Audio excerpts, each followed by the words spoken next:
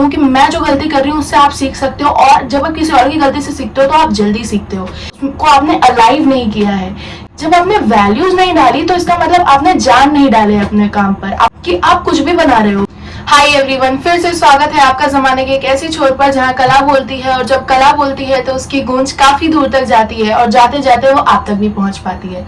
आज हम 6 मिनट में 6 मिस्टेक्स देखेंगे जो हमें अवॉइड करने चाहिए, जो हमें रियलिस्टिक पोर्ट्रेट बनाने से रोकते हैं। So here it is. इससे पहले वाले वीडियो में मैंने प्रॉमिस किया था कि that I will come with a video जो एक स्केच में गलती नहीं करनी चाहिए, एक पोर्ट्रेट में गलती नहीं करनी चाहिए, जिसकी वजह से एक रियलिस्टिक पोर्ट्रेट नहीं बन पाता है।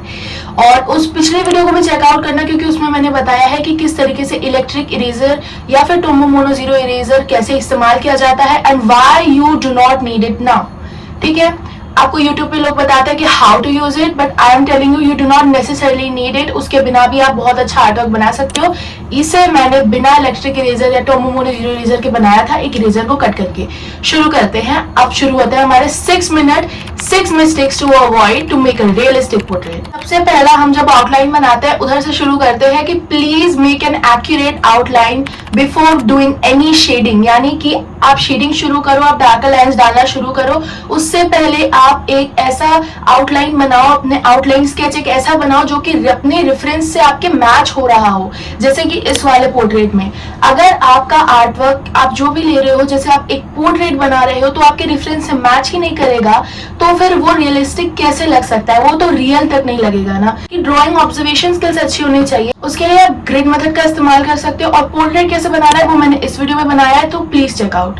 It's matching total to total, but total अभी नहीं हो पा रहा है और स्टार्टिंग, तो उसमें कोई दिक्कत नहीं है कि आप बहुत कोशिश करो कि नहीं बन पा रहा है तो फ्रस्ट्रेट हो जाओ। धीरे धीरे आता है तो कोशिश करो कि मैच करे। सेकेंड पार्ट आता है शेडिंग के लिए। उसके लिए मैं आपको यहाँ ले चलती हूँ अपने टेबल पर। तो लेयर्स में शेडिंग करने का मतलब क्या है? लेयर्स में शेडिंग करने का मतलब है कि आप ऐसा करते हो ना कि आप एक पेंसिल उठाते हो सकता है कि अगर आप ग्रेफाइट उठाए हो तो आपने मान लो 2 भी ले ली या 4 भी ले ली या 8 भी ले ली, कुछ भी ले लिया। आप एक पेंसिल उठाते हैं और उससे शेड करने लग जाते हैं। आप ये भी नहीं देखते कि लाइन पतली बन रही है, नजदीक एक दूसरे के बन रही है, पार्लर बन रही है कि नहीं, सीधी जा रही है कि नहीं। You just start to do this. कुछ लोग तो ऐसे करने लग जाते हैं जैसे बाल नहीं हो, कोई बक्सा रखा हो अंधेरे कमरे में कि एकदम ब्लैक कर दे रहे हैं ऐसे। किसी इंसान का बाल एक एक लाइन से बनता है ना, एक एक हेयर से ना बनता है। तो how can you do this hair में कि पीछे की तरफ का बाल पूरा डार्क है इधर का, तो हम पूरा ऐसे ऐसे कर देंगे क्योंकि डार्क तो है, उसमें क्या शेड करें, उसमें नहीं शेड करना होता है। आइए, पेंसिल शार्प नहीं है, मैं ये लेकर बताती हूँ आपको कि क्या मतलब है सही शेडिंग करने का। आप जब शेड कर रहे होते हो ना, तो पहली बात तो आपको पेंसिल शार्प रखनी होती है। लीड पेंसिल है ये, वैसे आउटलाइनिंग के लिए मैं यूज करती हूँ 10 रुपए वाली। तो बात ये है कि आप जब भी शेड करते हैं तो आपको ये ध्यान रखना चाहिए कि लाइंस पतली बने। भले ही आप कितना डार्क बनाना चाह रहे हो, लाइंस पतली बननी चाहिए। जो भी पेंसिल लो उससे आप पॉइंटेड शार्प रखो, एंड देन जब आप शेड करते हो, जैसे अगर ये बाल शेड होंगे तो कुछ इस तरीके से शेड होंगे कि अब यहाँ पर, जैसे आप यहाँ पे शुरू करोगे तो सीधी लाइंस ऐसे ऐसे एक एक एक एक लाइंस बनानी होती है और नजदीक नजदीक बनानी होती है। व्हाट यू डू इज कि पेंसिल उठाई, यहाँ रखा और ऐसे डार्क लाइन, गाढ़ी लाइन एकदम कि एकदम छपी जाए पेज पर, और ऐसे ऐसे ऐसे ऐसे करने लगते हो। जो आप स्मच कर रहे हो, जैसे सपोज आप चारकोल से बना रहे हो, तो आप या तो पहले पाउडर लोगे, वो जो एरिया है उसको आप इस तरीके से भी नहीं, हल्के हल्के हाथों से स्मच करेंगे और भी हल्के हाथों से। फिर उसके बाद आप एक लेयर मारते हो एक पेंसिल के साथ, फिर आप उसे फिर से स्मच करते हो, फिर आप एक लेयर डालते हो, फिर से स्मच करते हो। आप तुरंत एक ही बार में एक ही लाइन में शेड करने की कोशिश करोगे कि ये किया शेड और फिर ये कर दिया स्मच और फिर ये हो गया हाईलाइट, तो नहीं बनेगा। तो आपको समझ में आएगा कि कैसे आपको लेयर्स में शेडिंग करनी चाहिए। आप जब भी शेडिंग करो, आर्टलाइन पेंसिल से करो, यानी ग्रेफाइट पेंसिल से करो, या फिर आप चारकोल का इस्तेमाल करो, या चारकोल पाउडर और चारकोल पेंसिल और ग्रेफाइट मिक्स करके करो। आप जैसे भी शेड कर रहे हो हमेशा लेयर्स में शेडिंग करो। आपको लगता है कि मैं एक बार में शेड कर दूंगी और मेरा अच्छा आर्टवर्क बन जाएगा, या एक बार में मैं एकदम डार्कर लाइंस डाल दूं, तो वो रियलिस्टिक नहीं लगता, वो 2D लगता है, वो रियली नहीं लगता। तो हमेशा कोशिश करना कि लेयर्स में शेडिंग करो। जैसे आप चारकोल पाउडर इस्तेमाल कर रहे हो और चारकोल पेंसिल इस्तेमाल कर रहे हो, सिर्फ पाउडर से तो नहीं होता है ना। तो आप जैसे चारकोल पाउडर इस्तेमाल कर रहे हो, पहला लेयर उसका डाला, फिर आपने पेंसिल से शेड की, फिर उसे ब्रश से स्मच किया, फिर आपने चारकोल पाउडर और डाला जहां पर लाइट डार्क या वैल्यू के अनुसार, फिर आपने किया, फिर शेड किया। ऐसे 2-3 बार करने के बाद फिर थोड़ा हाईलाइट किया इरेजर से, then you get something realistic. दूसरे पॉइंट से जुड़ा ही है तीसरा point, ignoring the values. Values का मतलब क्या होता है कि जो लाइटनेस और डार्कनेस होती है, जैसे मैं यहाँ बैठी हूँ, आपको कोई स्केच लाने की जरूरत नहीं है, मैं यहाँ बैठी हूँ तो यहाँ पर मुझे, यहाँ पर मेरे नाक के नीचे, मेरे चश्मे के नीचे, यहाँ पर आपको यहाँ पर डार्कनेस दिख रही होगी, यानी लाइट वहां पर कम दिख रही होगी। ऐसे नेक के नीचे, यहाँ पर चिन के नीचे दिख रही होगी, लाइट कम है।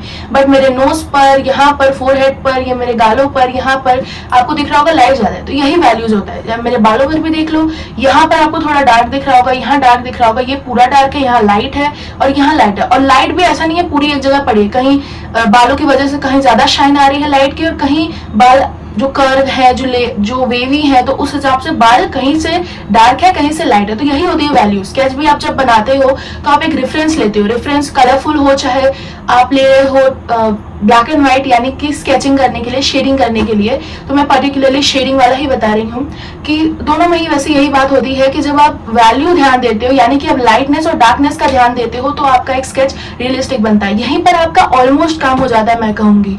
जब आप पेंसिल से शेड करते हो, जैसे ये वाला, इसमें मैंने कोई टोम्बो मोनोजीरो इरेजर, इलेक्ट्रिक इरेजर नहीं इस्तेमाल किया, मैंने पेंसिल स्ट्रोक्स से शेडिंग किया, ठीक है। मैंने इधर स्मज नहीं किया है ब्रश का इस्तेमाल करके, but still it is looking realistic, क्योंकि मैंने ध्यान दिया कहाँ लाइट है कहाँ नहीं है। क्योंकि जब आपने वैल्यूज नहीं डाली तो इसका मतलब आपने जान नहीं डाले अपने काम पर। क्योंकि जब आप लाइटनेस और डार्कनेस इग्नोर कर देते हो ना, तो उसमें उभर कर रियलिस्टिकनेस नहीं आ पाती। यानी कि वो एक 3D इफेक्ट, एक रियलिटी में जैसे हम चीजों को देखते हैं तो उसमें लाइटनेस और डार्कनेस होती है ना, तो वो चीज हट जाती है, तो वो रियलिटी हट जाती है, वो रियलिस्टिकनेस हट जाता है और आपका स्केच बिल्कुल रियलिस्टिक नहीं लगता। चौथा पॉइंट बहुत इंपॉर्टेंट है लेकिन बहुत बेसिक है। बेसिक सोचकर लोग इग्नोर कर देते हैं, पर आप मत करना।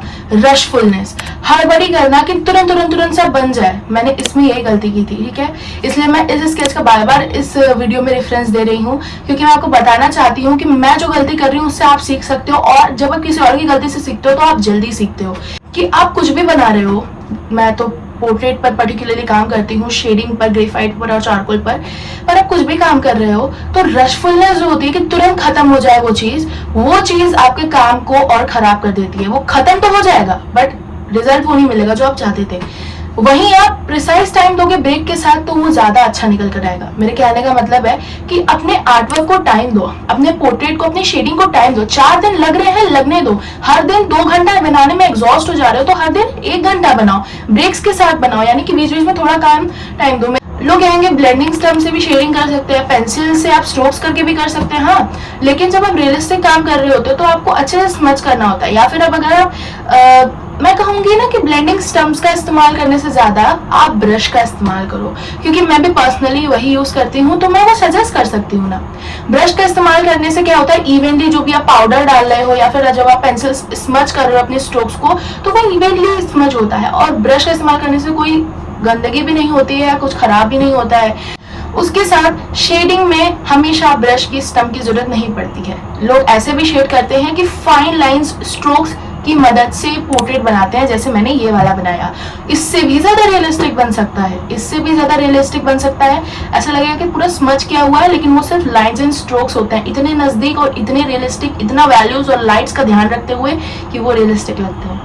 लास्ट बोनस पॉइंट है, और ये पिछले वीडियो से काफी ज्यादा रिलेटेड है, तो उसको जाकर देख लेना कि इलेक्ट्रिक इरेजर को कभी भी लार्ज एरिया कवर करने के लिए यूज ना करें।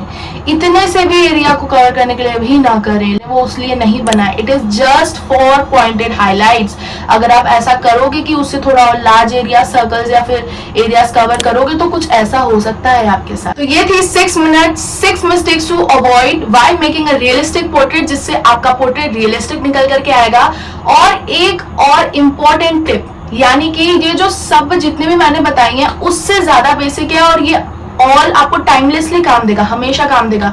भले आप अभी बहुत अच्छा बना रहे हो, भले आप अभी शुरू कर रहे हो, कि धीरे धीरे काम अच्छा होता है। आप जैसे मैंने बताया कि एक आप एक्यूरेट आउटलाइन स्केच बनाने की कोशिश करो अपने रेफरेंस को देख करके। रेफरेंस से आपका आउटलाइन स्केच मैच होना चाहिए। शुरुआत में वो पूरा मैच नहीं ना होगा तो आप अपने आप को पनिश थोड़ी कर सकते हो उसलिए। तो धीरे धीरे काम अच्छा होता है। धीरे धीरे कोशिश करने से, ऑब्जर्व करने से गलतियां, आगे उस गलतियों को न दोहराने से काम अच्छा होता है। मुझे उम्मीद है कि इस वीडियो से आपको कुछ सीखने को मिला होगा अपने आर्ट जर्नी को और अच्छा करने के लिए। और ऐसा ही अच्छा सीखने के लिए, ऐसा ही सच सीखने के लिए इस चैनल को अभी सब्सक्राइब कर लें।